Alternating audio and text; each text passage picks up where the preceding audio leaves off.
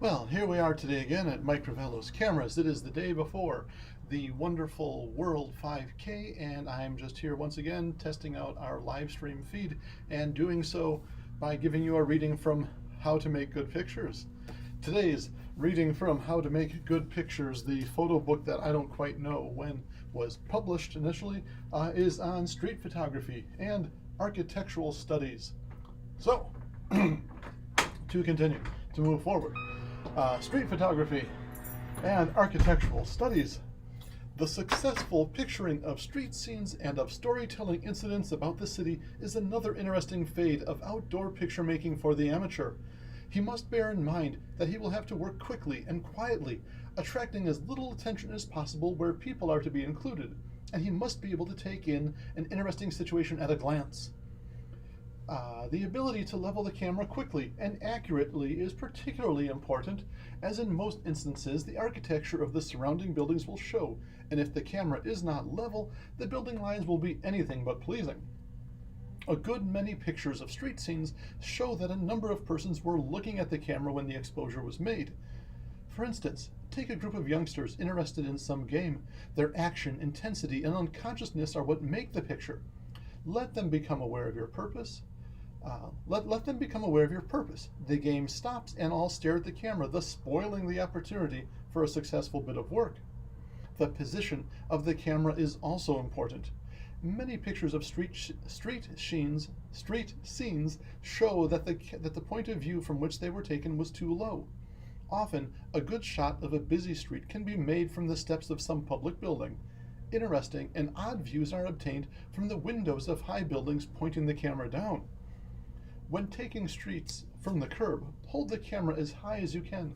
Cameras with eye-level finders are especially convenient for this kind of work. Don't take the pictures when a fast-moving vehicle is very near. General views of streets in business sections of a city or of streets in a residential section are easy to make and add variety to one's collection. Care should be taken in the former to use a shutter speed sufficient to arrest the action, and in the latter to guard against underexposure.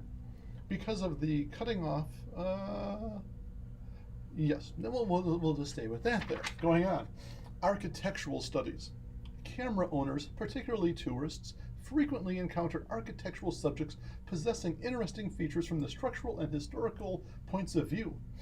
Then, too, there probably are attractive buildings right in your own town or city which would make good picture material. The churches, city hall or courthouse, the new bank or office building, and of course, your own home. In most architectural work, full detail is essential, in which case the lens should be stopped down to the smallest opening consistent with light conditions and the 1/25th of a second shutter speed used. This branch of picture taking requires that the camera be held level if vertical lines are to be kept straight and the building pictured in correct drawing and perspective. Often the foliage of trees on the grounds form a pleasing vista through which the edifice may be framed. An attractive building should be pictured from several angles. The early morning and late afternoon hours of a sunny day are especially favorable for picturing architectural subjects, as it is during these hours that long shadows add much to the pictorial effect. While you will want at least one view of the entire building from a good vantage point, it is not always necessary to include the whole of the structure in your picture to portray some interesting bit of architectural detail, such as the doorway section. And that, yes, is architectural and street photography for today from How to Make Good Pictures. Thanks for watching.